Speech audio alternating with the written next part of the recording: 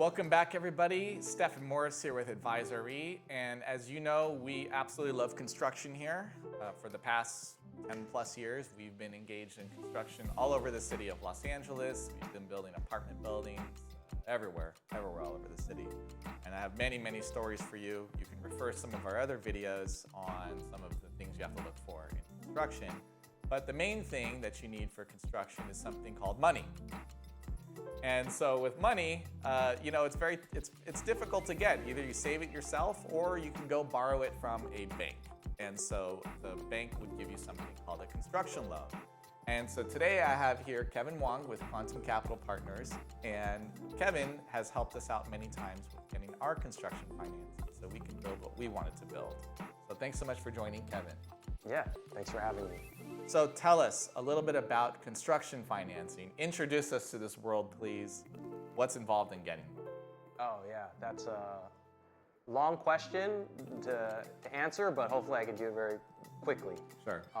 So construction financing involves a lot of different steps. It involves one, experience. It involves the project. It involves your budget.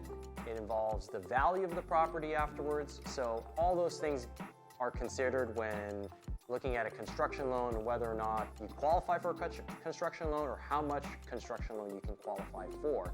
And that's always the biggest challenge is how much construction money can I get? Yeah, I want the most. Everybody wants the most. I want the most amount of money because I want to have as much contingency in place for mistakes that I'll make, or guess what? Costs changed over the years, right? Yep. Yeah, the labor market changes, materials change. All of a sudden now we don't have enough lumber, and guess what happens to the price of the lumber? It moves up. So we need to build all that in. So Right. we want the maximum proceeds. Yeah, absolutely. Yeah. And I think a big part of it seems kind of simple, but your cost should be less than the value when you complete the project. That is the dream. You always want the cost to be less than the value. And these days it's a little more difficult, especially at the time of this video. It's very challenging. Construction costs are the highest they've ever been, and yet valuations are more or less staying the same or possibly even declining depending on the markets. And so it's a very challenging environment. Now during good times, it's probably a lot easier, and during tough times, it's probably more difficult. So what are they looking for? You know, you mentioned, we have another video with the link below in the description, how commercial financing works. Tell us, since we don't have this concept of net operating income or debt service coverage ratio, there's nothing happening during the time of construction. We're just building a property. Right. What are they underwriting? What are they looking at specifically? Yeah, so I think we should start with maybe being more specific. What are we building? Are we building an apartment? Are we building a house? Are we building an office? I think for maybe easier explanation, we can start with an apartment. Yeah, apartments are probably the most common. Yeah. So when we're building an apartment, we have to look at what is the pro forma of the property when you're completed. Okay. So, very similar to when you're acquiring a property, you're trying to figure out what the NOI of the existing property is. When you're building a property, you need to underwrite to what the NOI will be of your completed project. And this is one number that goes into sizing your loan amount. They're going to see at the completion of the project, that net operating income, what does it support in debt service? And that's going to be the maximum loan a lender is willing to give you. It's a hypothetical number, though. It's a hypothetical number, but it has to be grounded with realistic rents and realistic expenses. Whenever we say realistic, by the way, we mean pessimistic rents and pessimistic expenses. Right. So in other words, your expenses are so high and your rents are so low, so you got to figure that out. Yeah, and that's typically the approach of a developer, is giving me the highest income possible and the lowest expenses that they can we're going to knock it out of the park every Yeah. single time. What are you guys concerned about? Right, so that usually gets brought down a little bit, and then the expenses usually get brought up, and we figure out what the net operating income of the property is. Okay. And from that, you can determine, what's the maximum loan amount. The reason for that is a lender is trying to figure out, when you finish construction of this project and you have your property rented out, what's the income that you're going to have to refinance us out of the construction loan. So a construction lender wants to see that a takeout loan can cover your construction loan.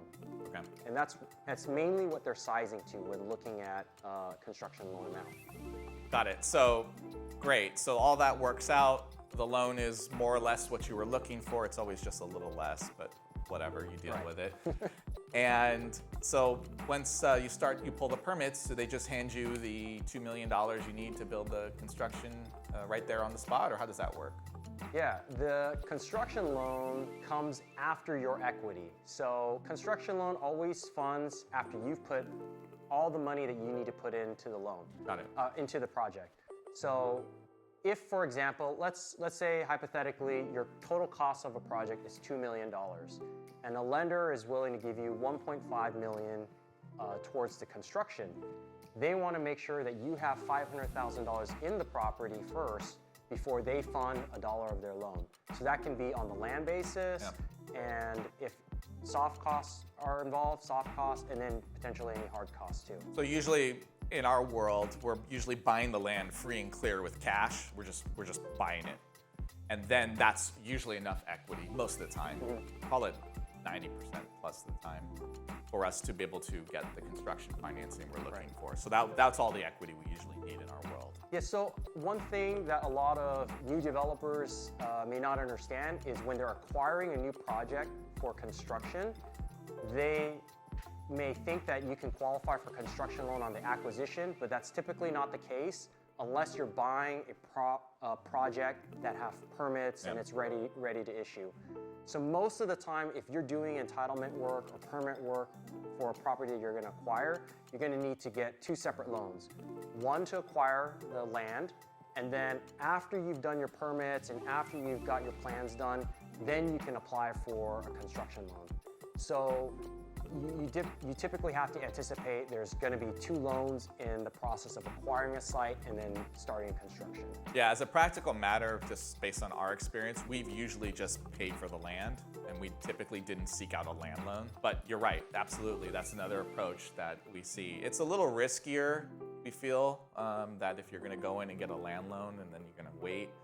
And gosh, the cities don't usually, at least in Southern California, are not that helpful, so they might take quite a bit of time. And so, months pass and interest pass, and you're constantly paying, you're constantly servicing this mortgage. It can be pretty painful. I mean, you might be upside down quite a bit. You're gonna have a lot of money set aside. So if you're really thin, in other words, if you have very low amount of liquidity, probably a bad idea to get into this type of loan. You're going to have to account for a lot of problems and a lot of mistakes. Construction is not a very easy process, at least here in Southern California. Yeah, that's a good point. Liquidity is very important when a bank is looking at construction loans these days. Yeah.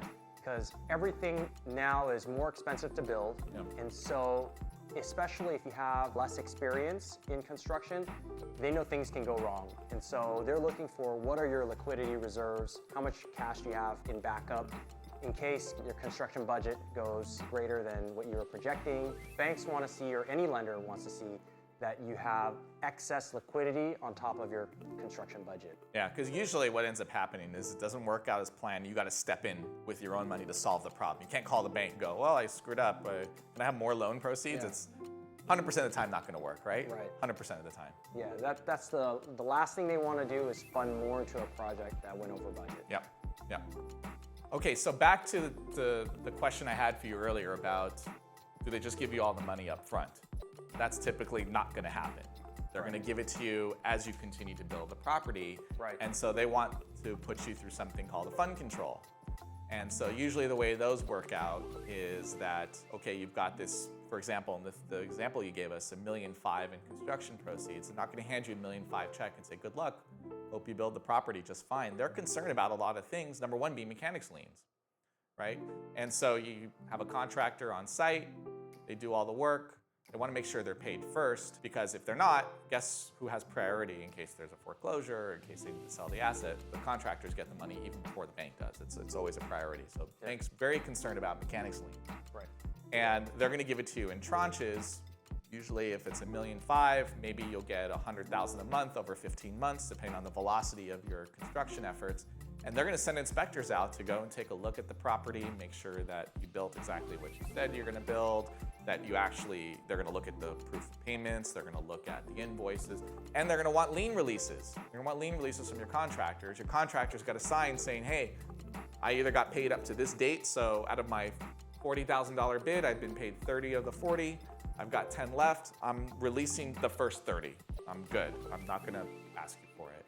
And then once you get to 40, then you've paid them in full. They're going to give you an unconditional release and say, we're good. You don't owe us anything anymore for the rest of the time.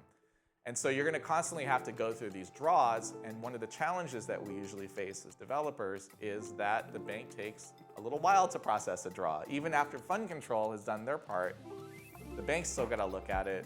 Then they got to get title involved, right? And title's got to make sure there's no recorded liens on record. And then they'll give you the money. So guess what happens when your contractor wants the money today and the bank says they'll give it to you in 1 to 2 weeks? You've got to step into your own bank account. Right. You got to pull out the money, you got to pay them and advance them. Hence the reason why, lenders are looking for liquidity. Yep. We've been through this many times, and I've got to tell you that when we first started out doing construction loans, we weren't fully aware of this process, and so we were constantly running out of liquidity very quickly. Later on, we learned that building it up is very important, and so we just put a huge chunk into the account, and it takes a lot of pressure off of us because the bank doesn't work on the same pace or the same motivation that we are. Yep. We want our money right now, right? And the bank's like, well, you're one of 20 draws we're processing today. We'll get to you when we get to you, right? Yep. Yeah. Yeah, you're gonna want some float, some excess liquidity to float those draws in between payments from the bank. Yeah. So the question I have for you is this chicken and egg concept. The bank's looking for experience, right? They're not gonna take the risk on someone who just starts out in construction, generally speaking, unless they're just super duper rich, right? Then they go, well, we can make a mistake, we'll reach in your bank account. Right. Just take whatever we need to anyway. Right.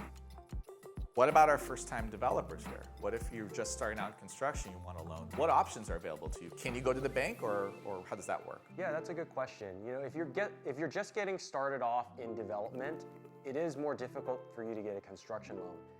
But it is possible to get a construction loan with a bank if you have some relevant experience. Typically what I see is somebody who's been doing fix and flips or has been doing single-family renovation or construction projects, and they're stepping up into a multifamily development.